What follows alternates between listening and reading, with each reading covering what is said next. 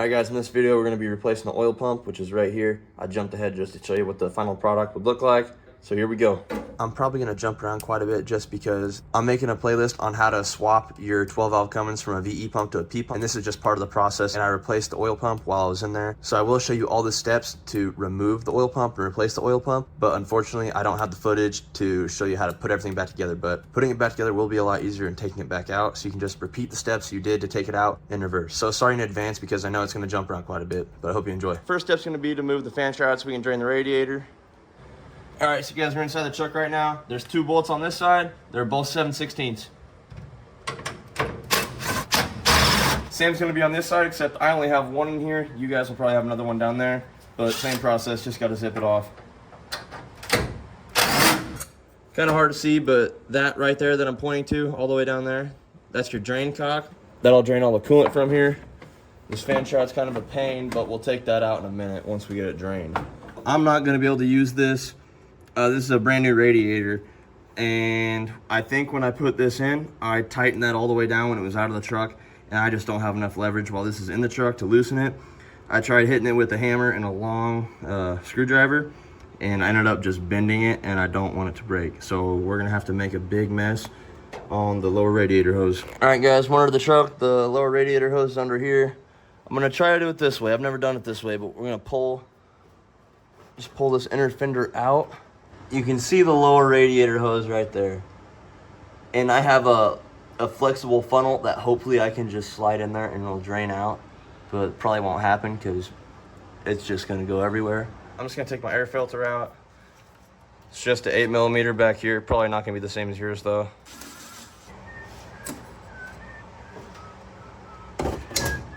I have a decent bit of extensions on here with the swivel. It's an 8mm down there. Don't know if it's gonna be the same as your truck. So I'm just gonna zip that off really quick and we'll see where we get. This is my flexible funnel. Not a tool you use very much, but definitely helps when you need it. So I'll put you guys underneath here and let's see what we can figure out.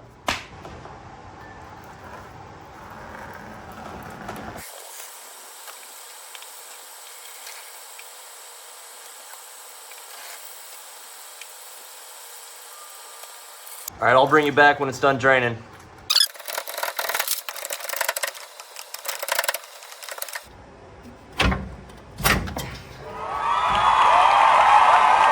I'm just gonna unclamp this a little bit and rotate this up.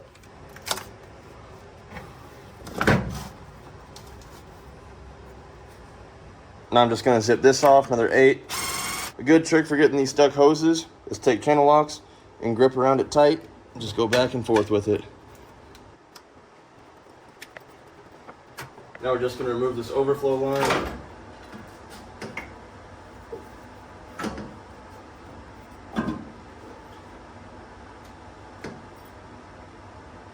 And the radiator should come straight up. Alright, the issue I'm running into right now is that when I try to lift the radiator up, it's hitting the fan shroud.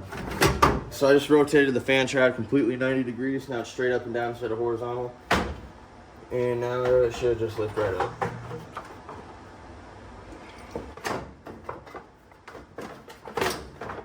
Shroud goes back over.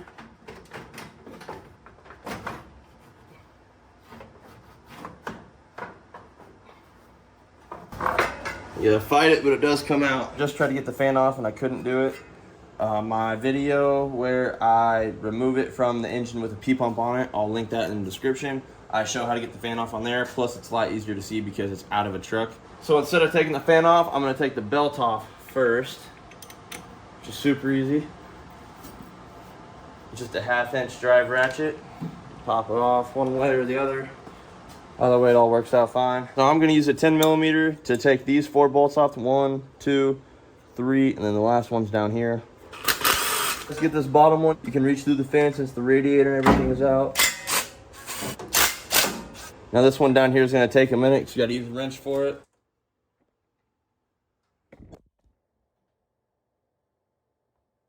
So I couldn't fit my impact in here to get the harmonic balancer off. So what I had to do is put a 3/8 ratchet over here and a 1/2-inch ratchet right here. And I have cheater bars on both sides. So this one is to hold it in place, because if you don't hold it in place, then it's just gonna spin. And this one is to actually remove the bolt. I'm gonna go ahead and do that for the other two, and I'll show you how to get the last one off. So to get this second to last one, we're gonna have to turn it over a little bit. Right about there should be fine. And then I'm gonna put this one down here. That way I can fit this one up here. And to get this last one out, we're gonna put a bolt in this socket and then in this one. And then you get your Harbor Freight special right here, and you wedge it in between those. And once you get it to a spot, it should stop. Right now it's at a point when I pull it, the pry bar is stuck, so now we should be able to break it loose. There we go.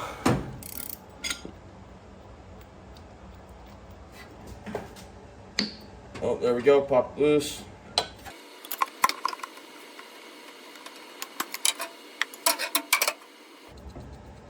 There we go, not too bad. And here just left of the oil fill is a 5/8. We're gonna have to break this loose. And this is a 5/16. Go ahead and loosen this.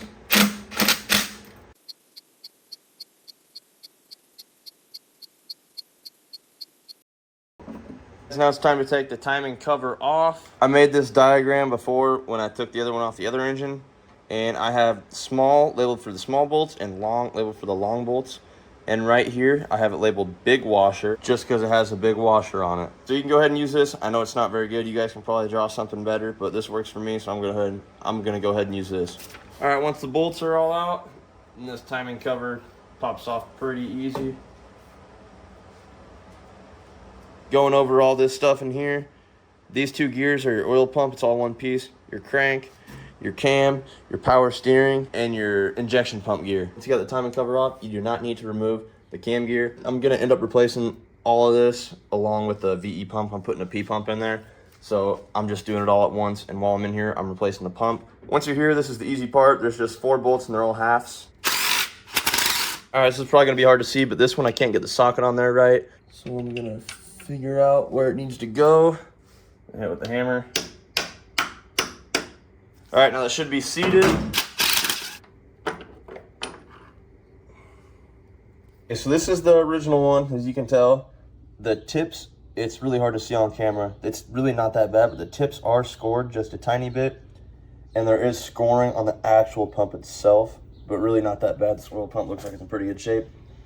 The only difference I can tell between these is that this entire thing is a lot thicker than the new one. That little star in the middle is thicker. This ring is thicker. You can tell it gets small, or it's small and it gets bigger as you go. This one, same size all the way around. The star's a little bit smaller with a bigger gap in the middle. So I think it'll flow more oil, which is good. Other than that, they're pretty much identical. I'm just throwing regular 1540 in here. Doing this one-handed, yep, see, I already spilt it. Just to prime it. Don't know if you have to do this or not, but I'm doing it anyway. I know I'm gonna spill a lot. I'm just gonna let it soak in there for a minute.